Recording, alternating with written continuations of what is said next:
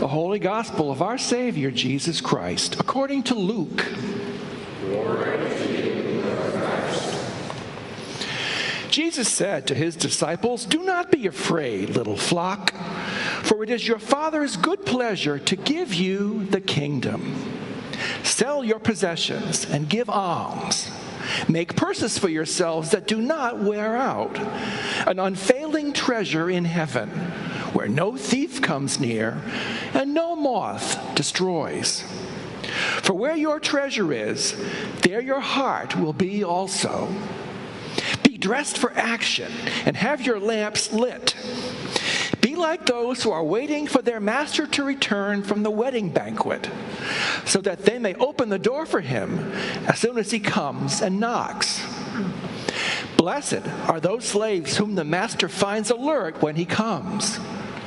Truly I tell you, he will fasten his belt and have them sit down to eat, and he will come and serve them. If he comes during the middle of the night or near dawn and finds them so, blessed are those slaves. But know this, if the owner of the house had known at what hour the thief was coming, he would not have let his house be broken into. You also must be ready, for the Son of Man is coming at an unexpected hour." The Gospel of the Lord. Praise to you, Lord Christ.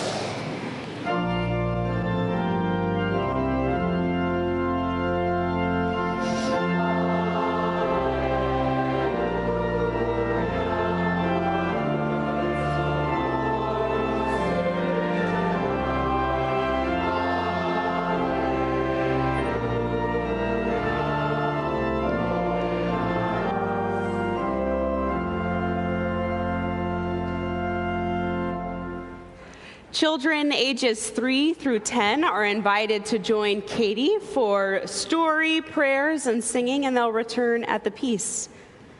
My friends, please join me in welcoming Rabbi Hannah to our pulpit.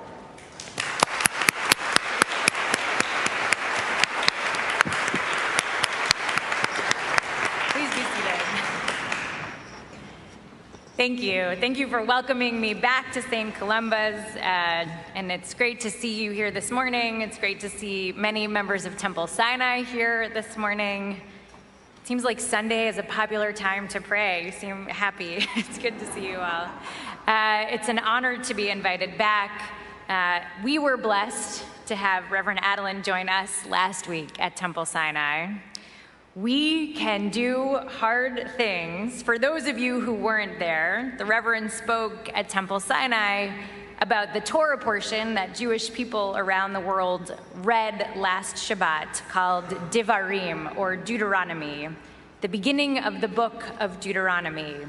And in our Torah reading cycle, we find ourselves nearing the end of the story of the Israelites' journey in the wilderness. Deuteronomy serves as a kind of recap of the highlights and the lowlights of that journey from slavery in Egypt to the edge of the Promised Land. It is Moses' final address, and he's hoping to leave the Israelites with all the lessons they need to succeed after he is gone. And as Reverend Adeline taught us, Moses reminds the people of all that they had experienced during their wandering.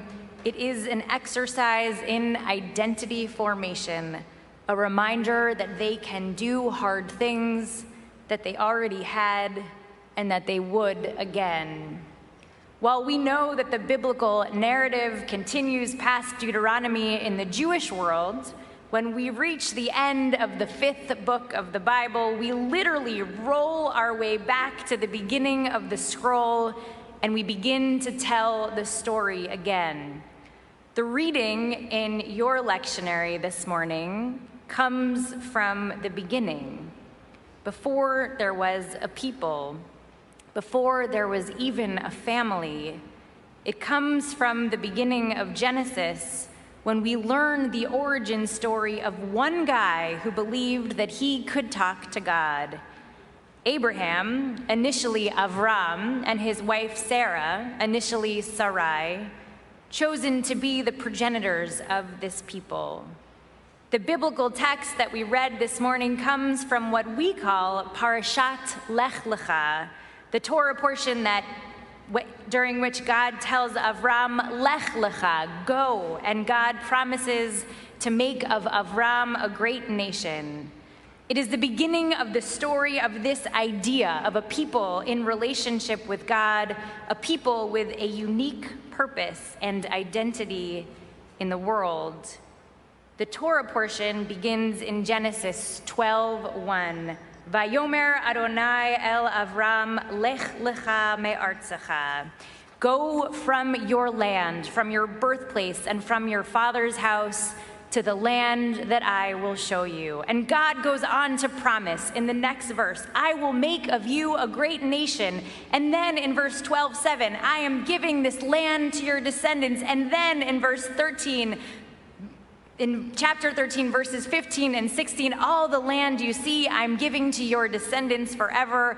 I will make your descendants like the dust of the earth. Only if you can count the dust of the earth will it be possible to count your descendants. And this brings us to our reading this morning. God begins with the familiar refrain that we just read, Genesis chapter 15:1. I am giving you an abundant reward as a gift. But this time, Avram challenges God, as he will do again, saying, so what? What can you give me when I'm going to die childless? Of course, the irony of all of these divine promises of rewards and inheritance, land for his descendants, is that Avram and Sarai, at this point in the narrative, had no children of their own. It's one of the first things we learn about Sarai when we meet her in Genesis 11:29. Now Sarai was barren, she had no children. In the text that we read this morning, Avram bemoans the fact that he doesn't have an heir when God promises him a great reward. Avram basically says, big deal, what good is a big reward if I have no one to inherit it? And here God promises, yes, you will have an heir from your body. And then God goes on, look towards heaven and count the stars, if you can count them. God says to Avram, that is how numerous your descendants will be. Descendants, offspring, the next generation are clearly an obsession of these early biblical texts. Lineages, those long passages of who begat who, not so interesting to read with names that are often hard to say, but they remind us from the very beginning that continuity and the next generation matter. Pru urvu is said to be the first commandment in the Torah. Be fruitful and multiply. So, why then do our matriarchs struggle so mightily to have their own children? Sarah, Rebecca, Rachel, each of them struggle with infertility. Why this recurring theme in the early biblical narrative? Why does God so often emphasize the numbers, like the dust of the earth and the stars in the sky, when these families are struggling to have any children at all? There is a lesson here about the project that is unfolding in Genesis. Yes, offspring matters and lineage matters, but this is not only a family story. This is the story about a different kind of birth, the birth of a people, the birth of a movement. The legacy and the descendants that will follow you are not limited to your own offspring. Now, I say this not to diminish the pain of those who have struggled to create the family that they desire, or whose children tread a path that you could not or would not have chosen for them. Our family stories sit at the very core of who we are. And I believe that what our text is teaching us in this early part of the Bible is that your legacy can be vast, larger than you can even imagine if you stand for what you believe in, if you immerse yourself in a values-driven community, if you raise up many disciples. We all have a role to play in Abraham's legacy of helping to raise future generations that will work to build a better world. This is my second time preaching at St. Columba's, and there were two things in particular that stood out to me about my experience last summer. The first was a sign outside that said, "Fussy babies welcome. We are here for you." I have 2-year-old twins. So last summer, I had 1-year-old twins, 2 very fussy babies myself. And though I am a Jewish rabbi, that sign almost moved me to convert. Just take my fussy babies. Of course, the message was clear, and you don't need to have fussy babies to understand it. Come as you are, we are here for you. And for those of us with fussy babies, it was an open-hearted message of welcome, a sign telling us what you will find when you walk in the door, an embrace, a community, some extra hands, and the sense that you're not alone. Your descendants shall be as numerous as the stars in the sky. It starts by welcoming in the next generation, by making them feel at home, even when they're fussy babies. The other thing that stood out to me last time was the processional. In particular, the teenagers, robed and carrying the symbols of your faith, literally bearing the weight of your tradition. And I also remember that they were all wearing Nikes. Cool Nikes.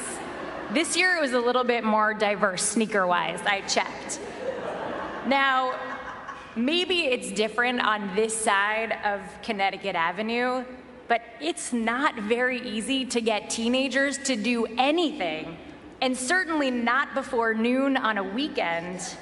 Here they were, robed and ready to go, an integrated identity, bringing their whole selves to church, right down to the sneakers. What we do in our faith communities, when we do it well, is link ourselves to the tradition of Abraham, seeing our circle of obligation and influence as beyond our immediate families, beyond our circle of friends. But together, we work to leave a legacy. We make space for fussy babies and teenagers with cool kicks, and we see them as ours, as our responsibility. We help raise them together, recognizing that they are our collective descendants. The world needs this.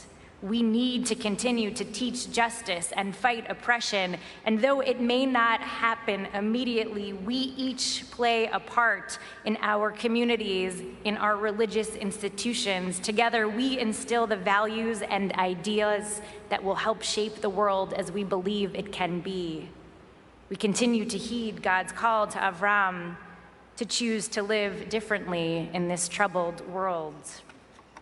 Last week, Reverend Adeline taught us about that awesome assembly standing together as Moses reminded them that they could do hard things, that they were part of something that God had their back. And as part of that address, at the beginning of Deuteronomy, we read that Moses said to the Israelites, "The eternal your God has multiplied you until you are today as numerous as the stars in the sky." Abraham didn't get to see it, but Moses confirmed that God's promise was honored in the form of this cantankerous, flawed people who made mistakes and drove him crazy, but who lived in covenant with God, who accepted the teachings of the 10 Commandments and all the laws that followed, the ethical cornerstones that continue to guide us to this day. Abraham had a family, yes, and they were his legacy. But that was just a part of the promise that God made. We may not be the fathers or the mothers of a great nation, but we can be part of the building, the strengthening, and ensuring a legacy that is vast and powerful, as numerous as the stars in the sky. Thank you.